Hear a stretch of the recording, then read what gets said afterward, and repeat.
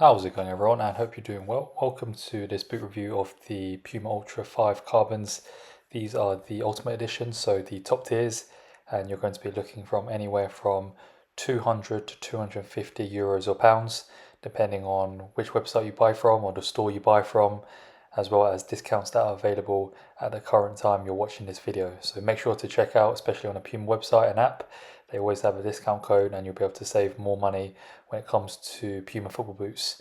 In terms of the three big football boots brands with Nike, Adidas and Puma, you always be able to save the most when it comes down to Puma boots, especially when it comes down to the latest boots or when the newer colorways come out.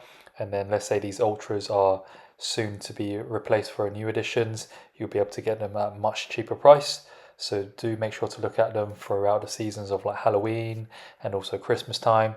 You'll be able to save a lot on these ultra editions, ultimate editions of the ultras. Now we're just going to briefly run through the sizing of these new speed boots, as they are a little bit different to the previous editions of the Ultra Ultimates. These ones are much more narrow than the previous editions. Previous editions were a bit more accommodating for wide feet, whereas these are much more targeted for narrow to normal feet types because of the design and the ergonomics of the boots itself. Much more streamlined, much more narrow like, which is targeted for narrow to normal feet types. For wide and very wide feet, we would not recommend these at all. These speed boots, it's better to go for, let's say, the Puma Futures or the Puma Kings, especially this year's Puma Kings, which is much more accommodating for wide and very wide feet types. So in terms of sizing, if you have narrow to normal feet types, we recommend starting off with your true to size, usual Puma footwear sizings that you go for, and then working your way from there.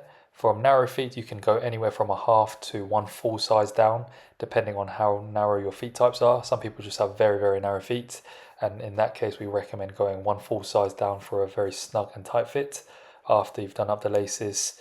It also gives you a nice traction and stability when you're moving around with the boots itself and running around with it, changing directions. As the sole plate of these are very aggressive and change of directions, you definitely notice and feel them. For normal feet types, you can go anywhere from anywhere from true to size to a half size down. Again, it comes down to how snug and tight you want the boots to be. If you want them to have a bit more leeway, a bit more space, then just go true to size. If you want it really snug and tight where your toes are touching the toe box area, go a half size down.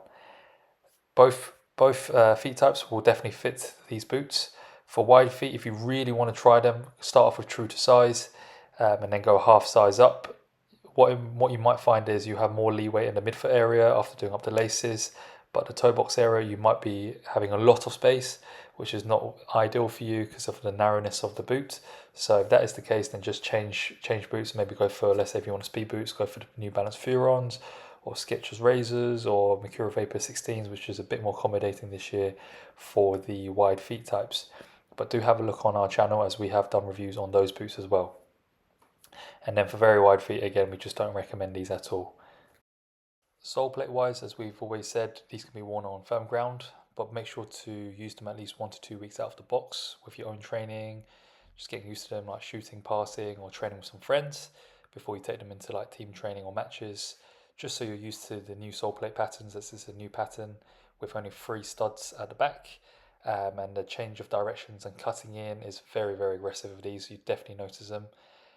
People in the comment section have also said for AG like 3G, 4G, it comes down to your own personal opinion. We've worn them on 3G, 4G. Of course, it's very slippery at times and changing directions, you definitely notice it. Some of our players in our team have slipped over wearing these.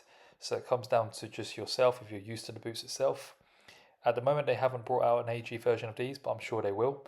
So you can always revert to AG if you're going to be playing on there the most of the times. But if you get used to them after maybe 2-3 weeks and the materials are soften up, for us, we think you can wear these on. We believe you can wear these on AG pitches, but some people have commented on previous colorways that it's not ideal for it.